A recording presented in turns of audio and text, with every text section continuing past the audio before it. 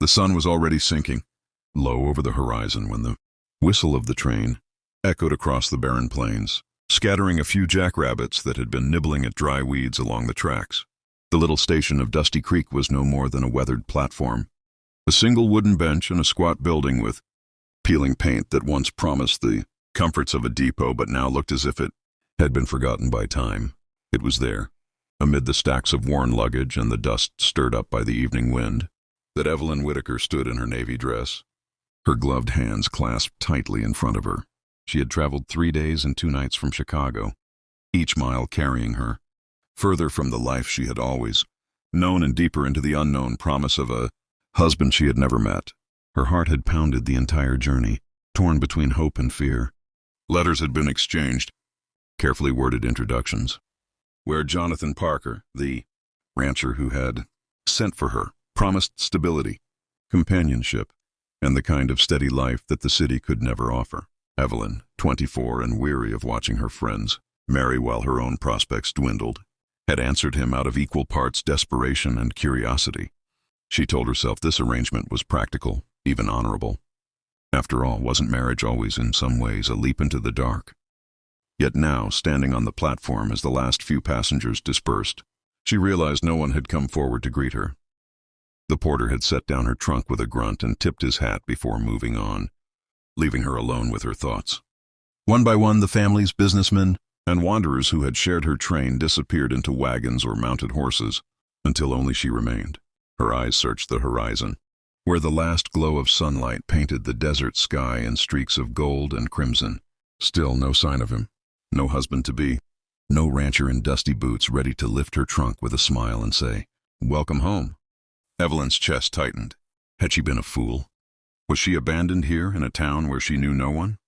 The platform stretched long and empty beside her, the sound of cicadas rising in the quiet, and she thought of the letters again, the careful penmanship, the promises that now seemed brittle as paper in the wind. Her heart sank, and for the first time she considered the possibility that Jonathan Parker had never intended to come, just as despair threatened to take her.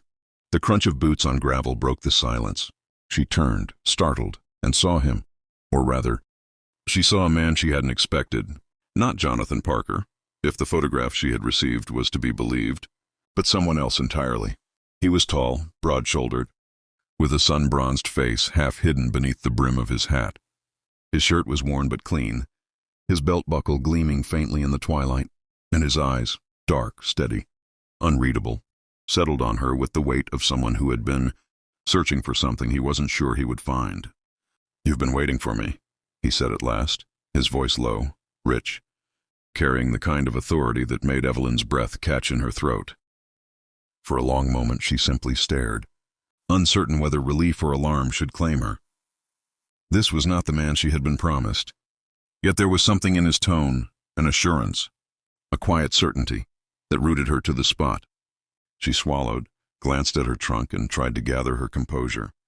I was expecting Mr. Jonathan Parker," she said softly. The stranger's jaw tightened, and he shifted the brim of his hat with one hand, studying her as though weighing a decision. "Jonathan Parker won't be coming," he replied. "Name's Cole Harrington. I reckon we've got some things to talk about." The ride out from the station was long, silent, and filled with unspoken questions. Evelyn sat stiffly in the wagon beside Cole Harrington, her gloved hands folded in her lap, her mind racing with doubts she dared not voice. The prairie stretched endlessly around them, a canvas of golden shadow beneath the dying light of the sun. The wheels creaked, the horse snorted, and still Cole said nothing, his gaze fixed on the trail ahead as though the weight of 1,000 thoughts pressed upon his shoulders. Evelyn could not stop replaying his words at the station. "Jonathan Parker won't be coming." The bluntness of it had struck her harder than she cared to admit. Yet there had been no malice in his tone, only certainty, the kind that left little room for argument. She wanted to demand explanations, to know what had become of the man who had promised her a new life. But something in Cole's demeanor, his quiet strength, the gravity in his eyes, kept her questions tangled on her tongue. At last she broke the silence. "Mr. Harrington, why was I not told? Why send for me if my intended has no place here?" Her voice quavered despite her best effort to keep it steady. Cole tightened his grip on the reins, his jaw working before he answered. Jonathan Parker was my closest friend, he said at last. But he passed 3 weeks ago. Fever took him quick. He'd written to you before it happened, I reckon. And the letter reached you after he was gone. There wasn't no way to call you back once you were already on your way. The words struck Evelyn like a cold wind. Jonathan Parker, the stranger she had hoped to make her husband, was dead. All those letters, all those fragile dreams, buried in the ground with him. She pressed her hand to her mouth, her heart pounding, grief and shock colliding within her. Yet even as tears pricked her eyes, another question rose unbidden. Then why did you come to the station? For the first time since they left Dusty Creek, Cole turned to look at her.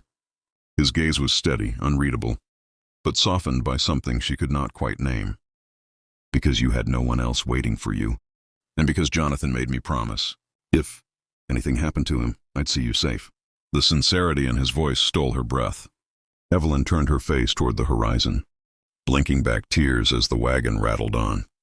Safe, that word echoed in her mind, both a comfort and a mystery.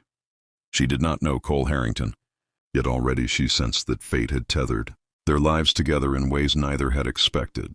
Night was settling in by the time they reached the ranch. It rose from the land like a fortress of weathered timber, sprawling across acres of pasture and corral. Lantern light glowed in the windows, and the scent of hay and horses hung thick in the air. Evelyn's heart clenched at the sight of it, a place so far removed from the cobblestone streets of Chicago, yet alive with its own rough beauty. She wondered what role she could possibly play here now that the man who had summoned her was gone. Cole helped her down from the wagon, his hand firm beneath hers. "You'll stay here tonight," he said, his tone leaving no room for protest. "Tomorrow we'll figure what comes next." Evelyn nodded mutely, clutching her skirts as she followed him inside.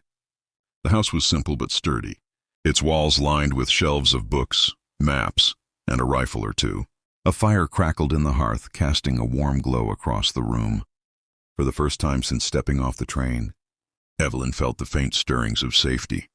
Yet, as she settled into the guest room Cole showed her, she could not shake the question that had been growing in her heart since the moment he appeared at the station. What would become of her now? The morning broke crisp and bright over the Harrington ranch, the air cool with the lingering chill of night, yet already alive with the stir of animals and men at work.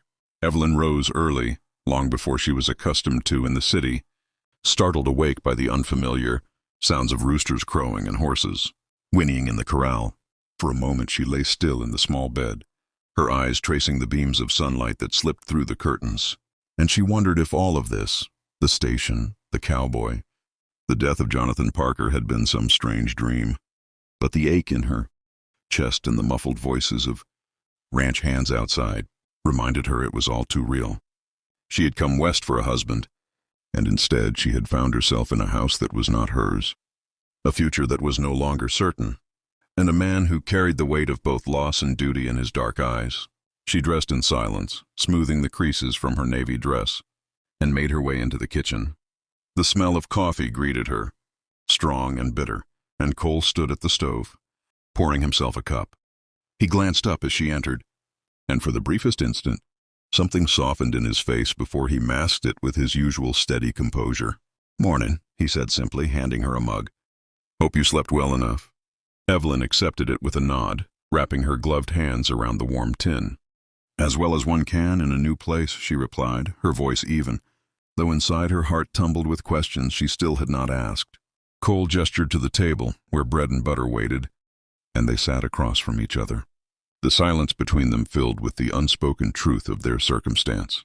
Finally, Evelyn broke it. "I can't impose on you, Mr. Harrington. I came here as a bride, and now—" She faltered, her throat tightening. "Now there is no place for me." Cole leaned back, his gaze steady.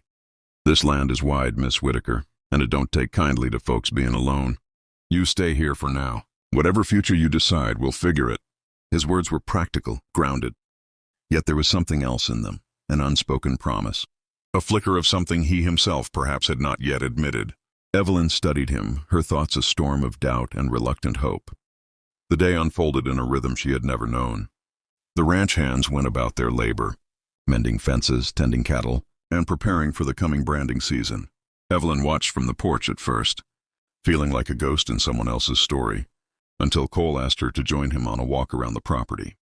He showed her the barns, the stables, the pastures that stretched endlessly toward the horizon. His voice carried a quiet pride when he spoke of the land, and though he said little of himself, Evelyn glimpsed in him a man bound to duty yet haunted by something more, grief, perhaps, or the weight of living for others instead of himself. As the sun climbed high, they came upon a section of fence torn down, likely by cattle pushing through in the night.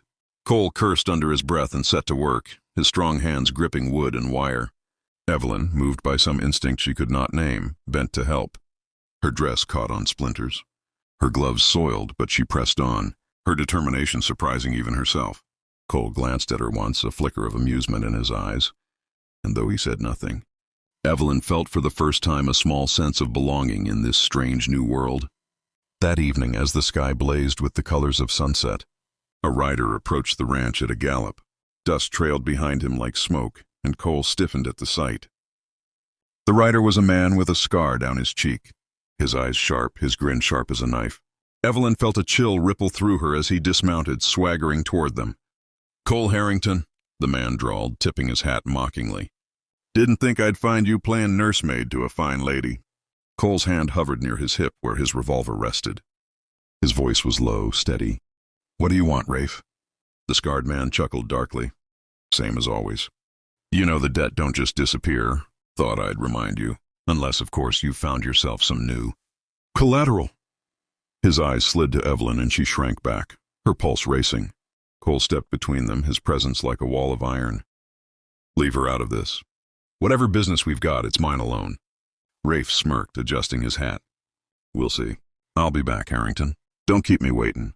With that, he swung back onto his horse and rode off, leaving only the trail of dust and the echo of his threat behind. Evelyn turned to Cole, fear and confusion warring within her. "Who was that man?" she whispered.